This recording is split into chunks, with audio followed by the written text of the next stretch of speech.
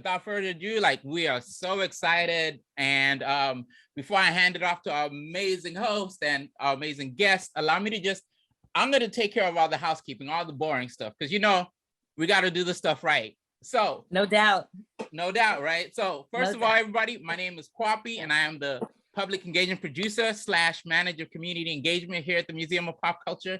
And I'd love to welcome you to this very special Into the Vault, a conversation with MC Sha-Rock.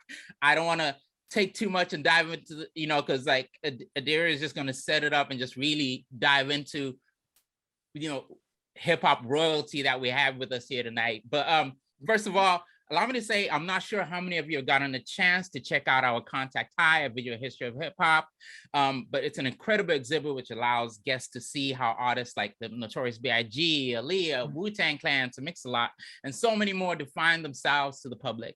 Explore hip hop through the United States, start the United States, including the region, the cultures that flourished in different parts of the United States. In addition to photography, experience artifacts from MoPOP's permanent collections, such as early rap battle flyers, hip hop, Tupac Shakur manuscripts, flavor magazines, and costumes from our very own, I shouldn't say very own, but I feel like MC Sha-Rock, like what she has given to MoPOP from a collection perspective, like, we so appreciate. So again, if you love hip hop, if you're hip hop curious, make sure you come check out Contact High. But before we get into tonight's programming, I just wanted to walk through a little bit of housekeeping so that we are all having a wonderful and engaging experience. Because we have such a large audience number, besides our hosts and panelists, we will have all mics muted. However, you are more than welcome to drop your insightful thoughts, comments, and questions in the chat.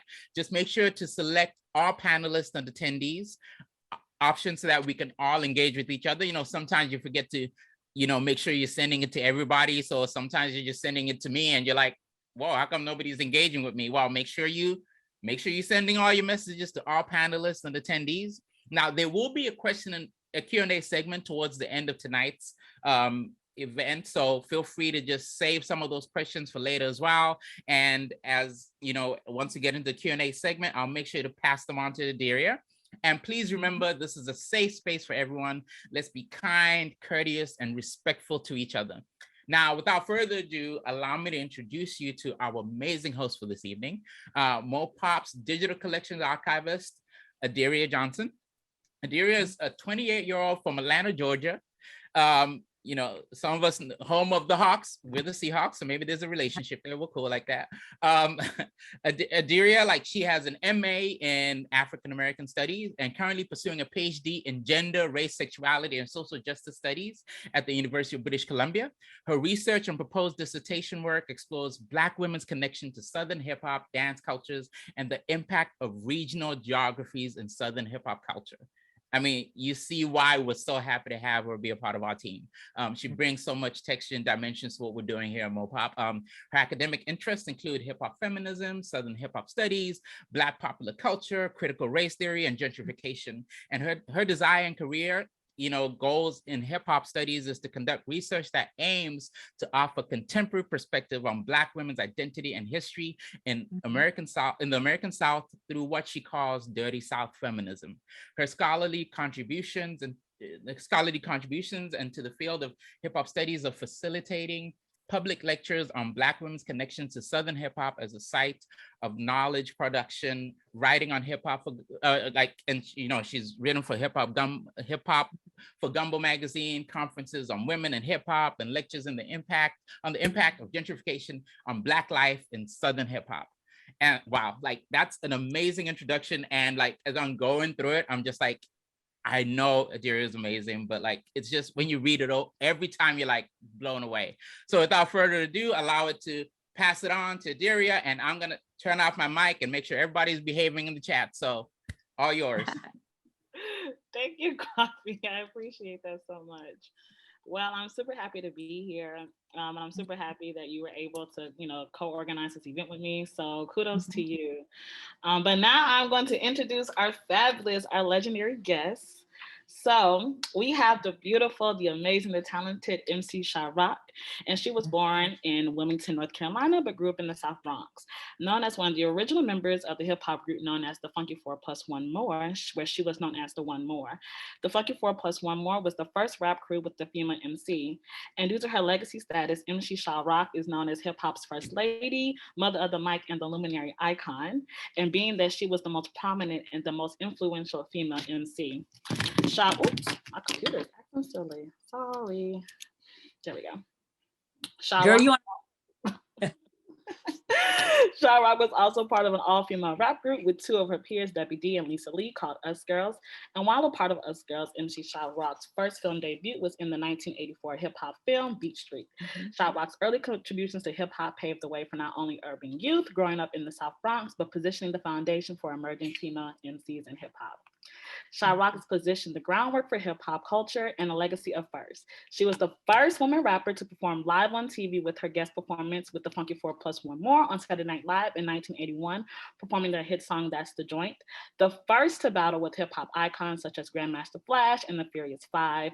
The first to release a record commercial album with the Funky 4 Plus One More, and the first to be signed to a record label, Sugar Hill Records. Sha-Rock is known for her skills as a hip hop artist in a male-dominated arena, and she is seen as a female with an innovative rhyming skills, unmatched flow, and prominent personality, which is why she is set the bar as an icon for hip hop culture at the very beginning. And so as a hip hop fan and a member of the MoPOP community, I am super happy to welcome you all to my conversation with MC Sha-Rock. Hello, everybody. Hello, everybody.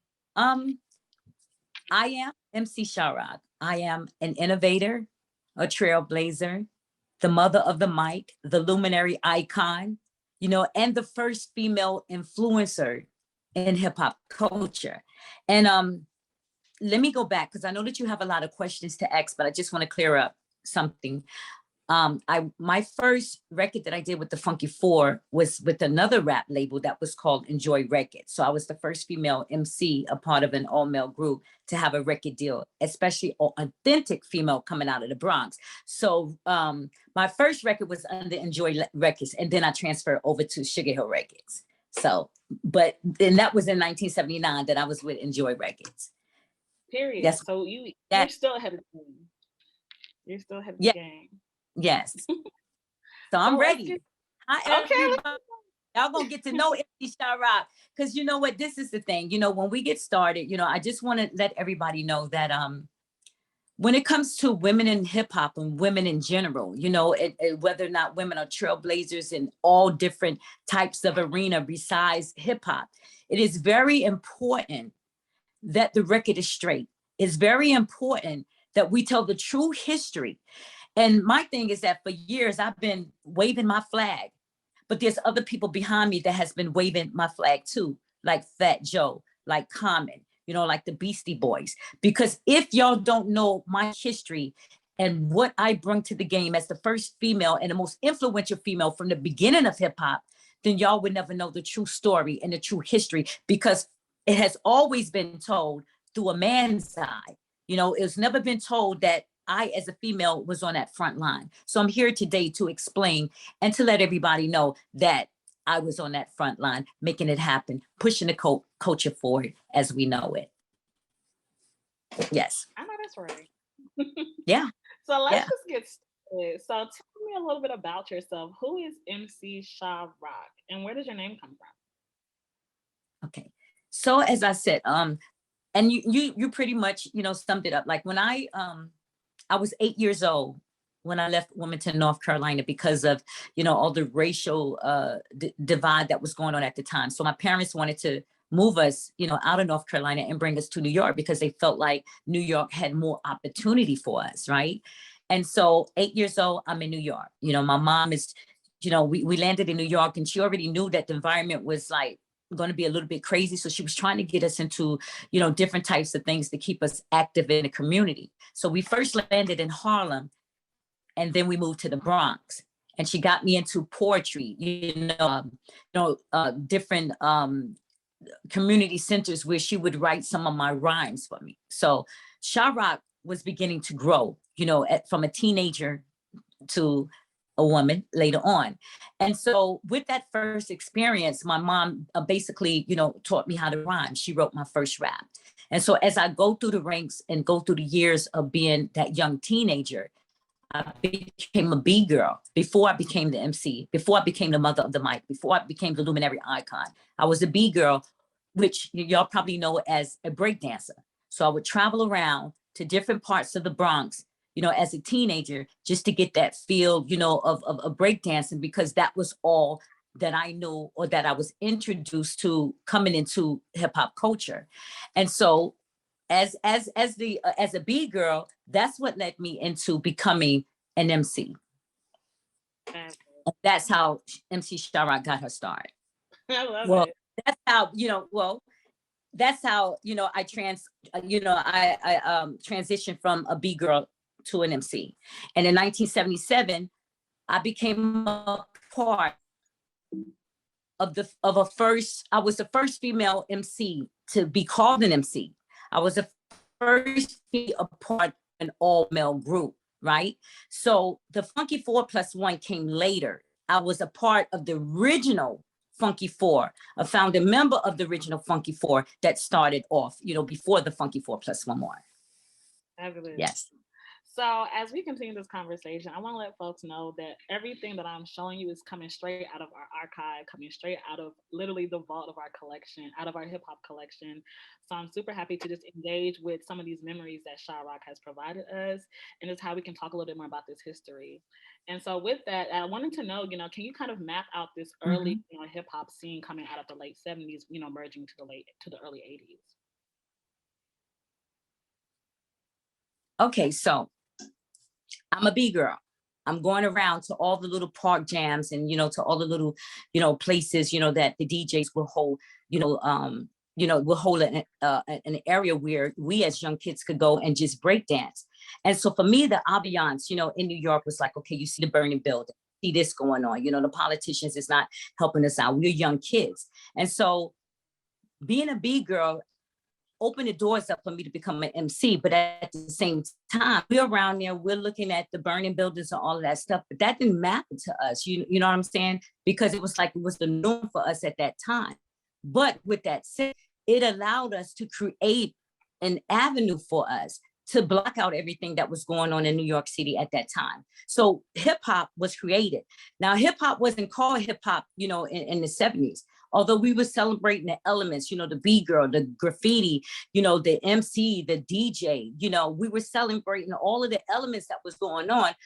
But even though we would say it in our rhyme, it wasn't actually called hip hop until the 80s, although we were celebrating all the elements at that time. And so when you talk about what was going on in New York City at that time, when you look back at it, yeah, we were in crazy conditions, but for us, that was normal. They said the Bronx was burning. We say we was resilient. I say I was resilient, especially being a young female with everything growing up and everything that we had to deal with, especially, as a female, going, like the park jam, all that stuff. See, growing up, I had a curfew.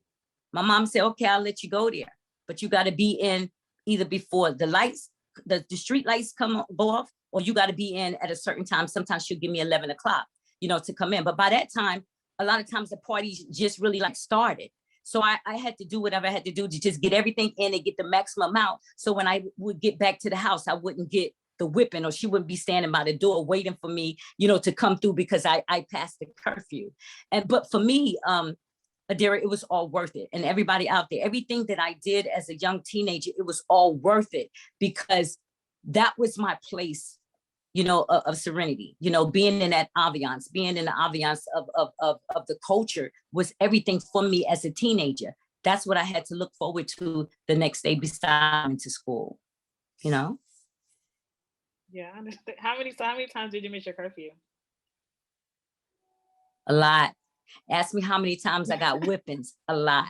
But it was all worth it, because I was gonna get up the next day and do it again, because it was like a natural high where that was something that you just had to do. It was something that I had to do. It was like a rush. it was everything to me as a young female growing up. And it still is to this day. That's amazing. Thank you. Yes. So I want to, get into like, how did you meet the Yes. guys in the Funky Four? Like, let's get the history on, like, did you meet them at a park gym? Were they neighbors? Like, I want to know the story. Like, let's hear it.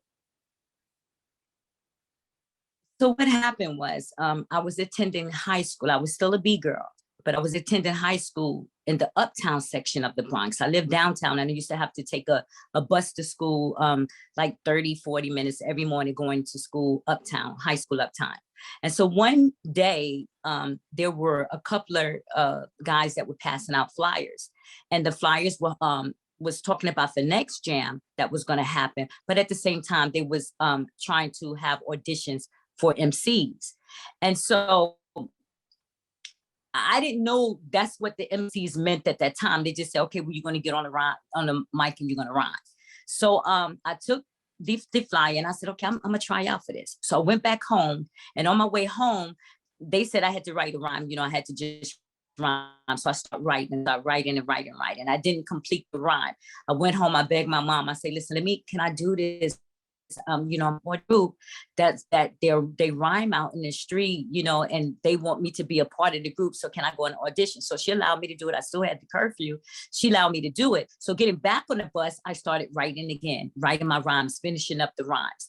And so I went to my DJ house at the time. His name was DJ Breakout, and his brother, they were giving, the holding the auditions. So I went up there, and I took a friend with me, another female I took with me that I had met from uptown. She lived uptown. So I said, okay, meet me, on White Plains Road, and then we'll go, to his house. So we both went to the house together. Right. And, the manager, Jazzy D, he said, listen, I want you to rhyme. Show me what you got. So I rhymed. So my girlfriend, her name was Mutsi at the time, she said, well, I want to do it too. So I said, well, go ahead, say a rhyme. But she wasn't prepared for it. So she just got on here and say, well, I'm this, I'm that. And I don't, started cursing and all that stuff. And so the thing is that I prepared myself, and she wasn't prepared. So that day I got hired as an MC. And at that time, it was only 2 guys, that's a part of the group. So I made the 3rd member. And then once I start rhyming, at places with, the 3 young men that was a part of the group before we were the Funky Four, I started rhyming, at venues. And sooner or later, after we rhymed, there was another member came on, which his name was Raheem. So he made the Funky Four. He made the 4th member that was the Funky Four. But a lot of people may or may not know that Raheem was a part of the original Funky Four, which was my group. But he later went on to be a part of Grandmaster Flash and the Furious 5, when I became the +1. And we'll get into that, So, and that's how that happened. I auditioned, I got the job. I got the job as an MC, and I took off. And I love it. So I found this video of you with the Funky 4+1 live at the kitchen. And I don't know if you want to talk a little bit about, this. We could. I really only just want to show, because I want to, I want folks to hear it if you can, but I don't think I can. It's not on you. Okay. Well, how about you just tell us about your performance at the kitchen, because my YouTube link is out. So the performance that you see is a performance that the Funky 4+1 did when we became Funky 4+1. And what happened was, we were the first group, and that was like the first time that we ever performed for a punk rock club, a different type of audience besides African Americans, or what we was used to. MC Sha-Rock at the kitchen was the first female MC to ever perform for Caucasian people, punk rock people, everybody. I was the first female MC to do that. And what happened was that day, we got a call, to come down and perform, because we were already performing we had that was our first joining. Then we started playing in the Ritz, playing in all the different types of venues that nobody from the Bronx had ever even been to yet, or other groups. And so we got a call, listen, we heard about you, the Funky 4+1. We want y'all to come down and perform, at the kitchen. So we went down, and that particular day, Debbie Harry from Blondie, the group Blondie, was supposed to introduce us. But I think she was doing something at that time and she wasn't able to introduce us. So she introduced us, I think, over the telephone or something. But that night, because we took hip hop that was really never seen on that level to a punk rock club, they were going crazy. The whole crowd was like mashed out. They was going crazy. They was throwing each other up in the air. They was hollering and screaming. And mind you, this is 1980. I'm like, what, 18 years old? You know, and so they're like going crazy over the performance that the Funky 4+1 did.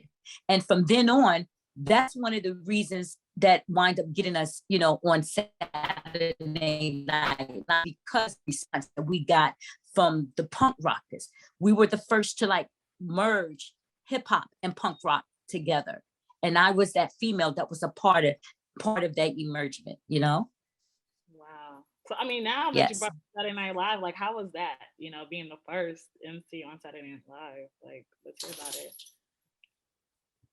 So when you talk about Saturday Night Live, once again, I think the reason why Debbie Harry from the group Blondie wanted us to be on Saturday Night Live because she was hosting that day, right? And what she wanted and what we was told is that she said she wanted the best group was in New York City, right? So she could have chose Grandmaster Flash. We were rival groups at that time, and we can get into that. The Funky 4+1 and the Furious 5 and the original Funky 4 and the original Furious 4 were rivals in hip hop, in the hip hop community. So she could have chosen them. But what we was told is that the reason why she chose the Funky 4+1 is because one, it was a female in the group. And two, is because we had that young, you know, energetic, you know, look, you know, like of the guys, you know, they all look like babies or young. And she wanted to expose, you know, what was going on in the Bronx to the world, you know, and let them see not only were we rappers or made a record, but just to see how hip hop and rap music was expanding, you know, within hip hop.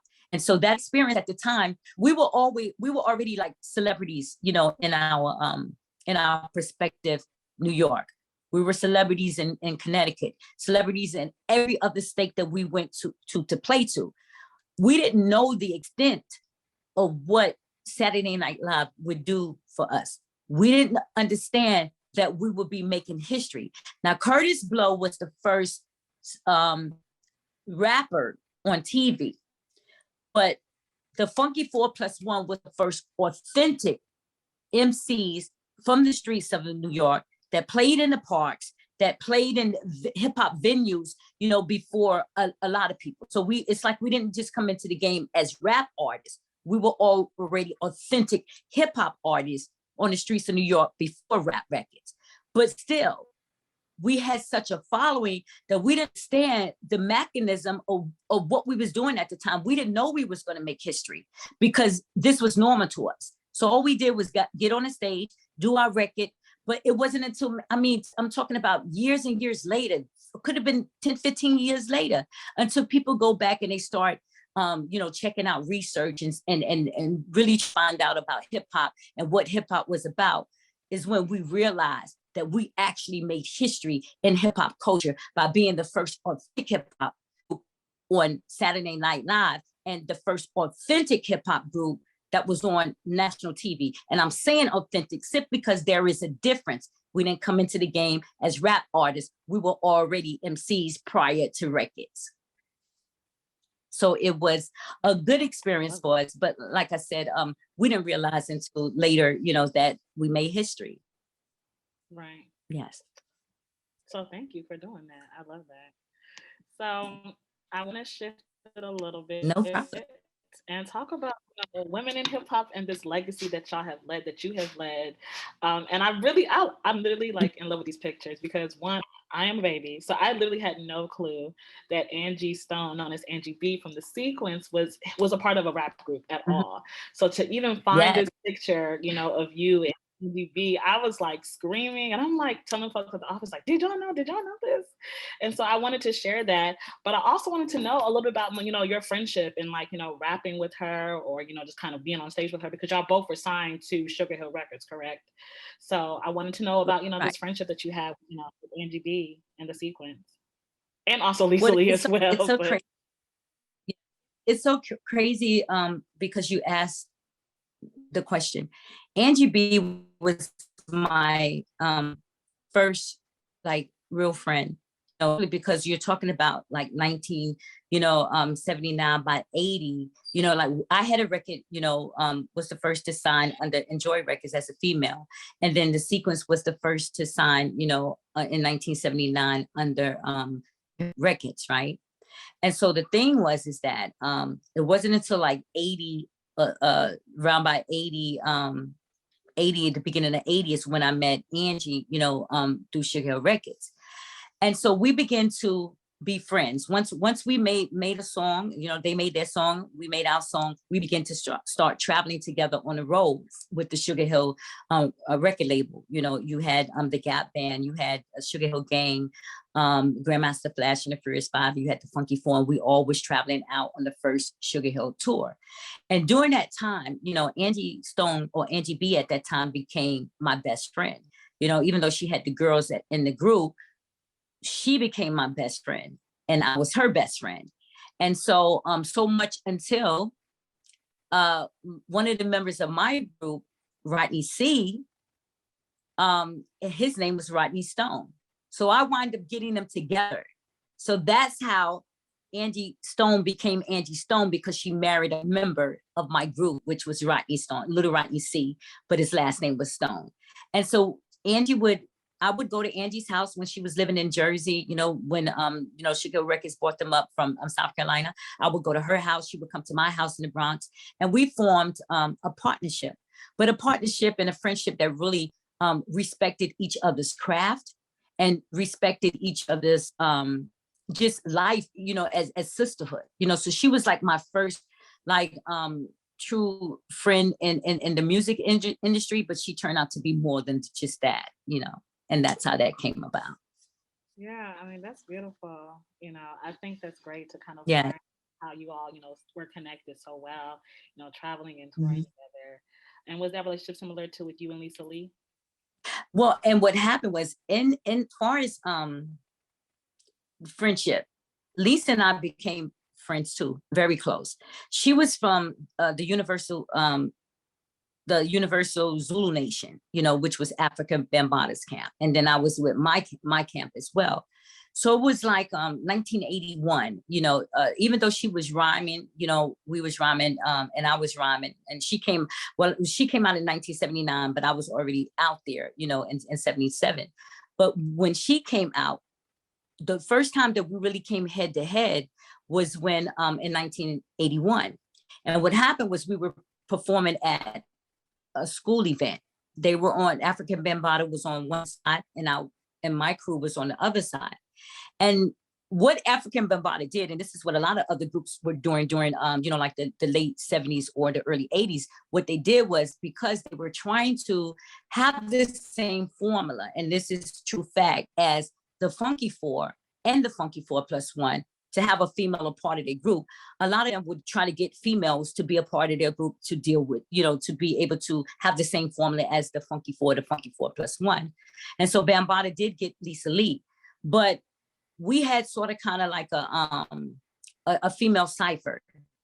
Like, I would rhyme, and then they were on the other side of the school court, right, the basketball court, and Bambaataa them would tell them, okay, ShaRock rhyme, now you go ahead and rhyme. And then she'll rhyme, and then they'll cut the music out. And then my crew would be like, yo, go back, say this rhyme, just go, and I'll rhyme. And then it was like a going back and forth thing. Now, I don't know what the guys thought, you know what I'm saying, whether or not it was going to have a rivalry between Lisa and myself. But what it did was, it brought us together as friendship. Because what we did was we respected each other's craft, and we respected each other, how each woman brought skills to the table. And whatever they may have thought would have happened. We came together as one. And for over 40 years, we still are friends and we still respect each other's craft. So that's my dog. So how do you think that, you know, you and like Angie B and Lisa Lee have set the foundation for what, you know, rap looks like for now, like especially with women in rap now?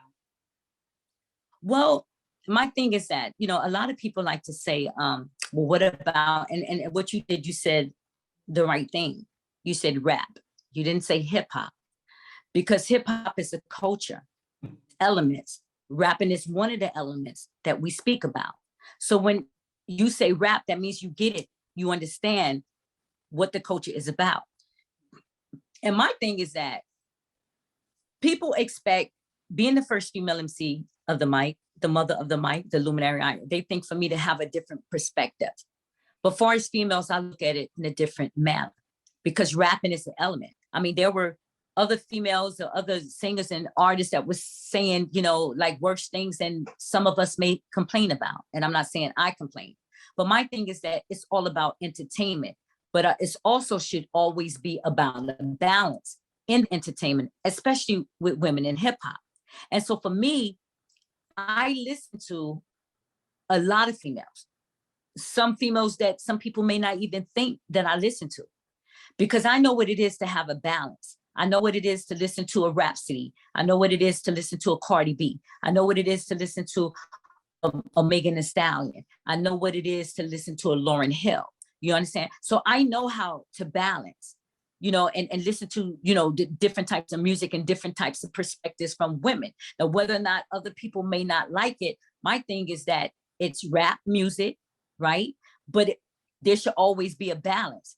And it's up to us to find that balance, you know, or whether or not it's radio stations, whether or not it's whoever, you just got to find a balance and know that that's not just, you know, a certain type of music out there. There's a balance in different types of music out there, and you should educate yourself to a lot of MCs that's out there if you don't like what's out there now, you know? So I listen to everything. And I respect all the females that's out there. It's just that, you know, it's like, it's rap music, you know, and some things may be entertaining, some things maybe not. And, you know, a lot of people say, okay, well, you know, well, what about our kids, or what about our this? And then the thing is that you got to give them a balance.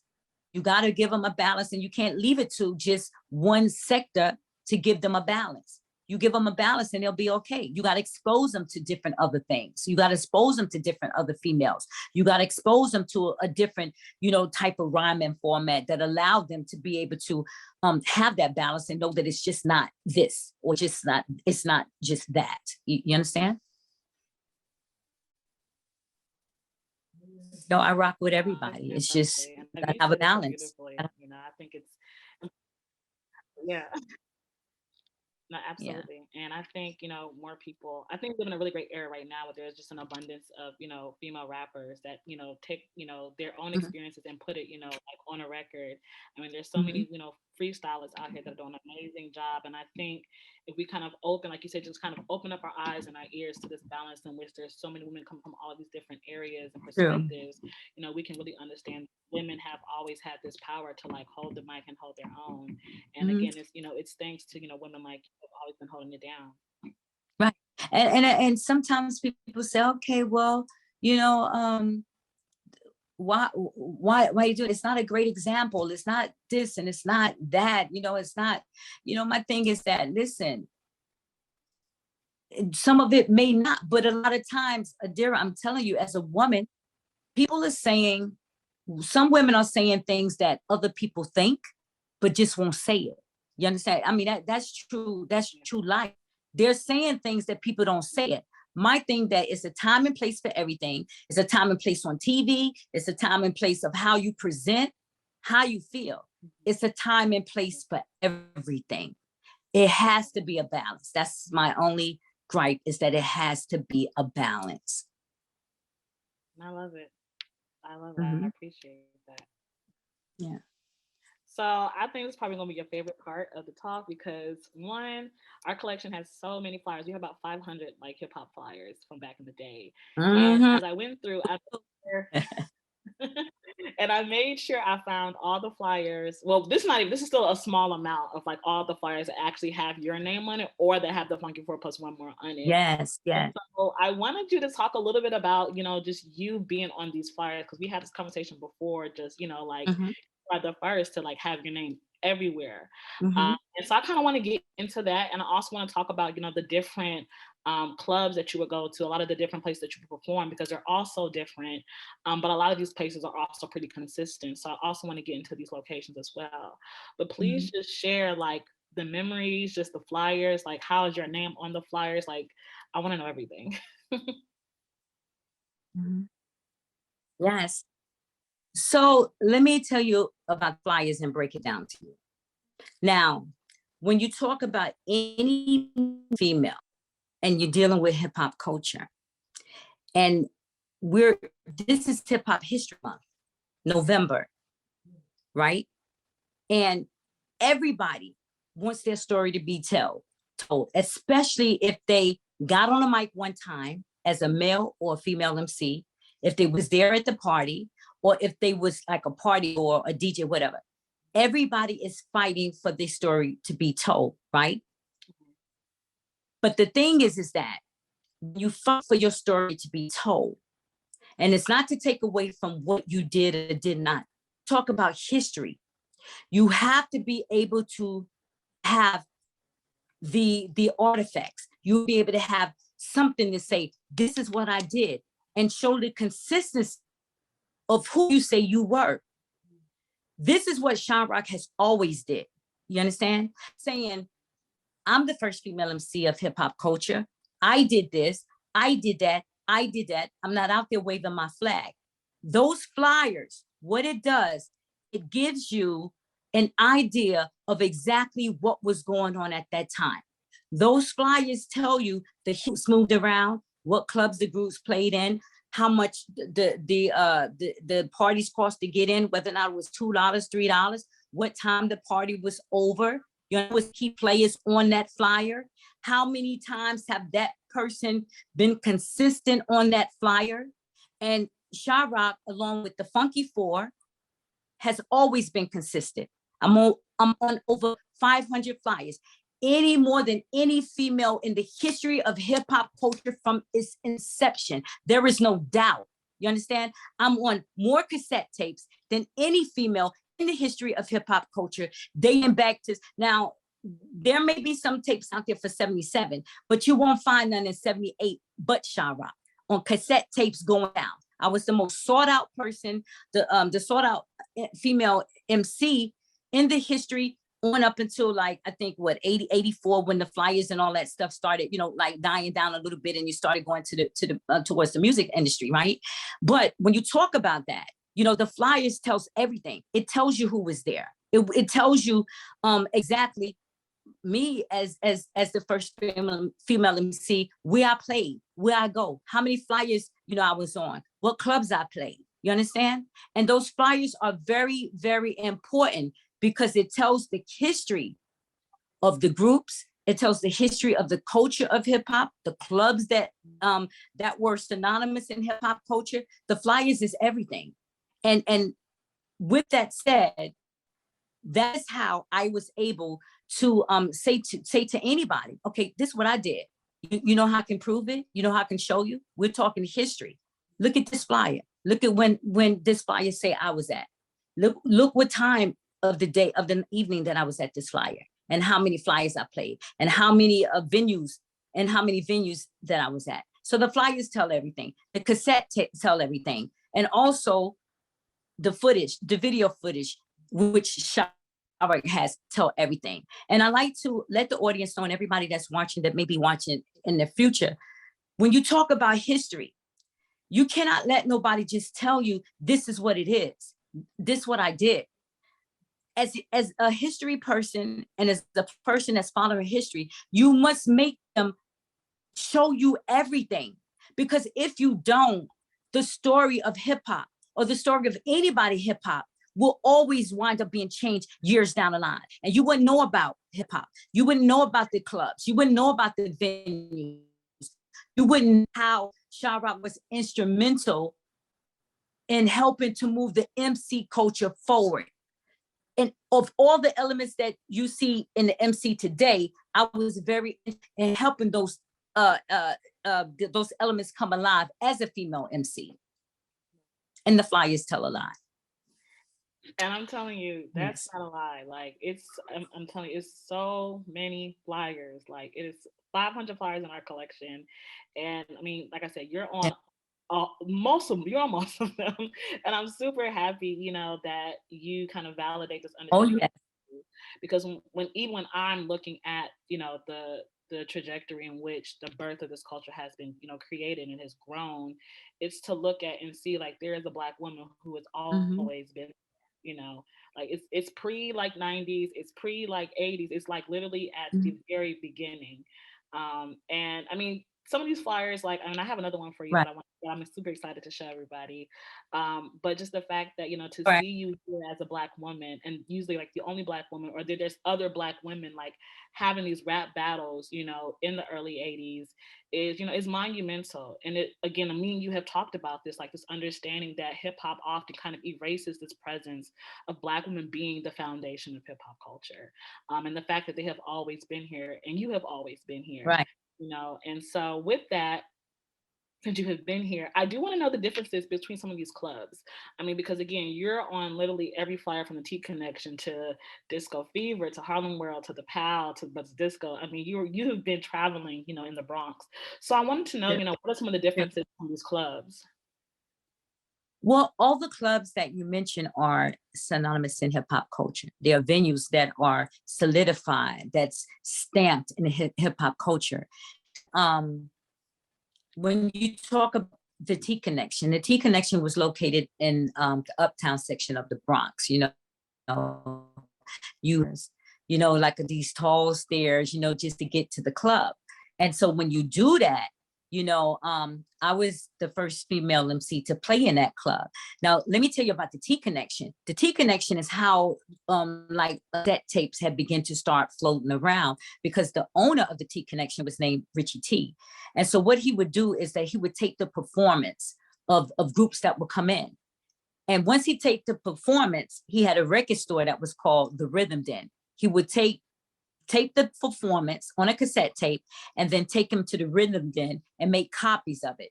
And that's how the information of parties, you know, where you can be able to hear the parties, you know, that happened, you know, that weekend before. That's how everybody was able to hear me, you know, through Queens and Brooklyn and Manhattan, Staten Island, because the cassette tapes were floating around from the parties that we did at the T Connection.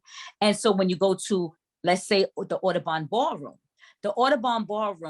was a place where Malcolm X got assassinated.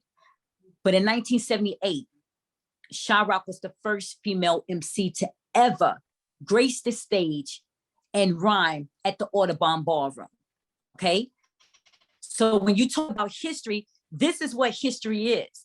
So I was going into places that, or venues that no other female, or really no other men besides our group first. You know, we were hitting those places first before a lot, because when you talk about Grandmaster Flash, before they came in the Furious Five, we were the Funky Four before we became the Funky 4+1.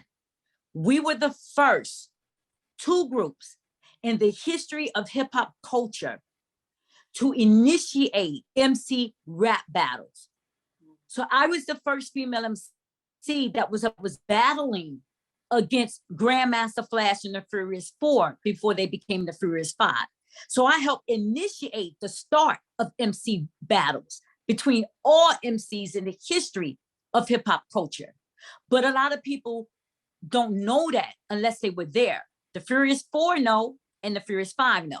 The Funky Four knows, and the Funky 4+1 knows, and all of the party goers that was out there. So, Adeerya, I'm not just telling you this. There's flyers out there to solidify everything that I say and show me as being the first female MC on a rap battle flyer that helped created the MC rap battles. You understand what I'm saying? So when you talk about the other clubs was just extension. Yeah, I got more. The other clubs is just the extension of what hip hop venues was at that time. You understand? So it wasn't that ShaRock was just on national television. It wasn't just that ShaRock was the first authentic female MC with a record deal in 79. It was like I was a female MC that helped open doors up for everything that you see today. So it ain't even about me just being the female MC. It's about me being an innovator of helping the culture moving forward as to rap battles. My group, the Funky Four, was the first group, and MC Sha-Rock was the first female MC of hip hop culture to have her own security crew and her own hype crew, which was all females. So whenever I'm on stage and I'm saying my rhyme, the hype crew, which was called Sisters Disco, they would go out to the crowd. They would start saying my rhyme to get everybody else to say my rhyme while I'm rhyming. And so I had my own hype crew, and this is why people would come back to the clubs and to the parties to be able to say my rhymes, because I had that hype crew in that crowd helping them understand what I was saying. You understand? And had a security too. Mm-hmm. And so we created, my organization created the Brothers Disco, which was, like the, at the top, we like of the Funky Four, that was like the supporting, factor of the Funky Four. We was the first organized, synchronized group that allowed us to create, the flyers, the form of communication, a specific flyer that every group would wind up using our flyer maker, because that's how the people who were banging, or the other crews. This is what separated us from the other crews. We were the first organized, synchronized crew. We was the first to have like a synchronized, organized security team. We were the first to use mic stands. We were the first to have our single mics, which meaning that everybody had their mic. We were like the Gladys Knight and Temptations of hip hop. We were the only crew that started out with mics and with mic stands, and everybody else, including Grandmaster Flash and the Furious Four and Grandmaster Flash and the Furious Five, they followed what we did. And they'll tell you, it's history. You understand? And so we created a lot. We created the battles. We helped create the battles with the Furious Four. We helped change the game of how rhyming went from disco style to like MC style, where it was routines, the back and forth. If I say something, then my crew member will come back and say something in. We were the first to create the back and forth, rhyming style, along with the Furious Four, So we created that MC style and that MC rap battles. And I was a part of that, innovating or pushing the culture forward as to how you may see it today. I was a part of that. I was the first female MC that pushed that forward. Oh, that's right. Tell them. So as we wrap up, I got a few more questions for you. Yes, ma'am. First of all, I found this flyer and I thought it was so cute that you had your little birthday flyer. And I was like, let's talk about this. It's the fact that Angie B is on this flyer. We got Melly Mel from the Grandmaster Flash and Furious 5. We still have you with Lisa Lee, a part of Us Girls. Everybody on this flyer. So one, I do want to hear about this birthday party that you had. Well, Adeerya, that was one of many, every year, like in the city, I used to have a birthday party, and you're talking about hundreds and hundreds of people will come. October, 25th is my birthday. So it either falls on the 25th or the 26th. So my crew used to give me a birthday party every year. And the tradition was that the lights was off, and they tell everybody, if you have lighters, put your lighters up in the air and sing happy birthday to ShaRock.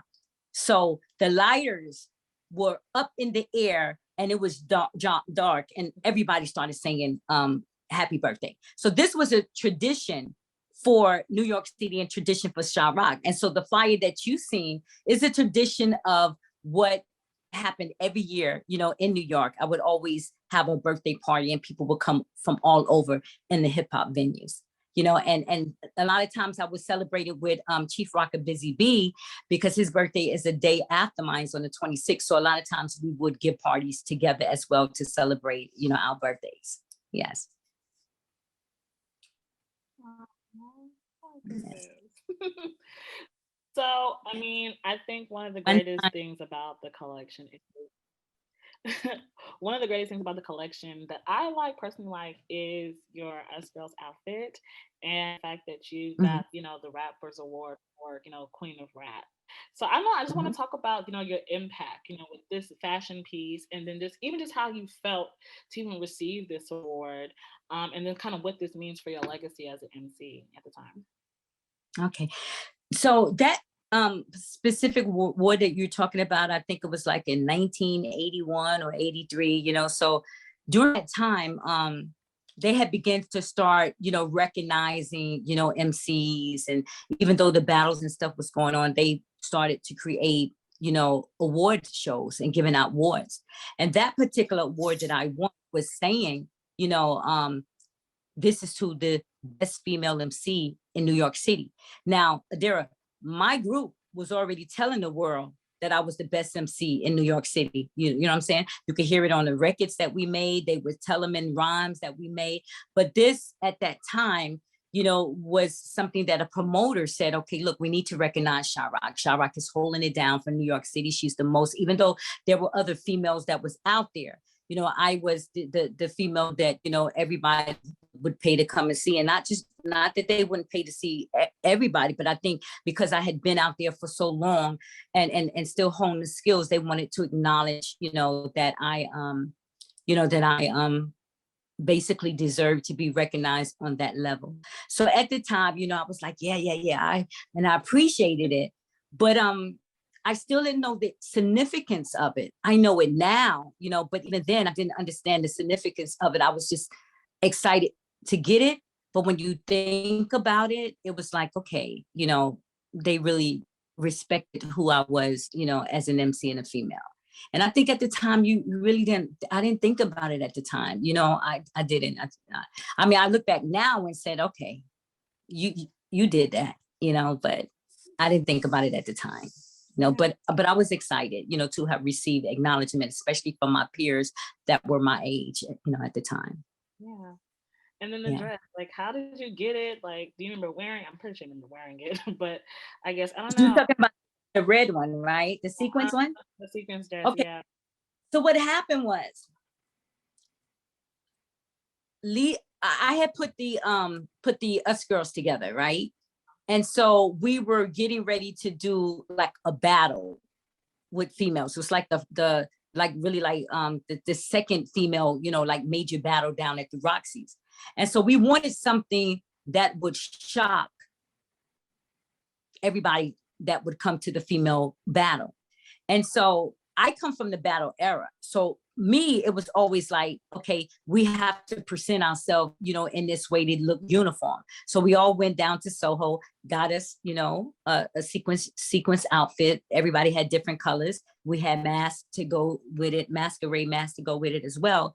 And besides our skills on the mic, the Us Girls in the battling against other females throughout New York, or females that came in, we won the battle.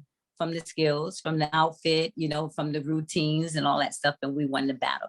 So that outfit was a part of a battle, that we was getting ready to do, and we wanted to present us that unified way.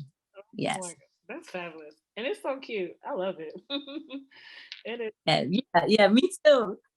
I couldn't fit it no more. That's why y'all got it. Well, we're going to keep it. You can't get it back now. Nah, that's good. I'm happy. I'm happy that it's in MoPOP. I'm really happy, that it's in safe hands, and it shows, it gives some kind of history of who I am, as MC Sha-Rock, and also the Flyers as well. Absolutely. And I mean, I'm super grateful to, have had this conversation with you. I definitely want to make sure I am the plug for all of your social media. So make sure you follow Sha-Rock at MC Sha-Rock on Twitter. Her Instagram, I am MC Sha-Rock, and please make sure y'all tune in to her radio show with Grandmaster Cash from the Cold Crush Brothers on That's the Joint on Rock the Bells Radio. L Cool J, Rock the Bells Radio. Yes. Yes, and we're gonna go ahead and start the Q&A session. So I'm gonna through the chat to see what we have here. I'm going to stop sharing my screen. And let's see what we have. Let me go through the chat. So, let me see. Oh, we have any questions right now? I don't think I see any.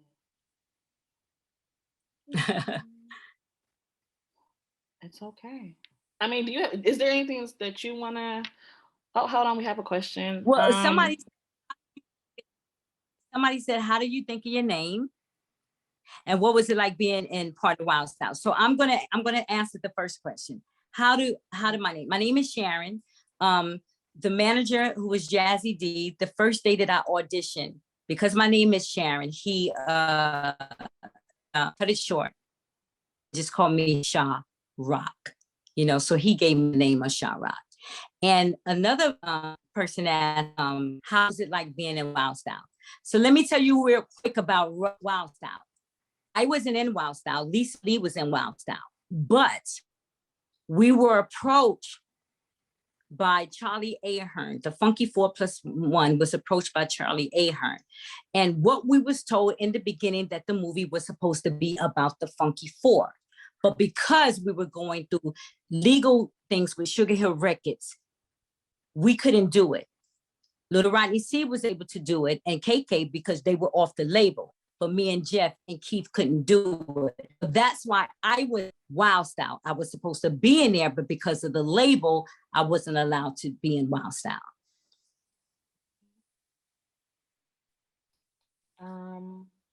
Another question is, I hear you when you say women have been excluded from historical record of hip hop, but I'm interested in your B-girl days and what other B-girls were there in the mid to late 70s. And I heard of Sister Boo or Deucey or Mother Earth. The opportunity to meet them when I came into the game, I came into the game in 1976. So if they were there before me, I never got a chance to meet them. You know, I was just out there B-girl. As a matter of fact, I just received a citation this week for the first 35 best B-girls and B-boys in the state of New York by Douglas Cologne. So I received a citation for being a part of the B-girls in the 1970s era. And so I was happy to receive that. But I'm not saying that it was no other B-girls that was out there. I mostly hung around the guys. So I knew of the guys, you know, that were B-boys and B-girls, and it could have been females before me, but I didn't know them personally. I knew the guys personally. But they were female B-girls before me. I know that for sure.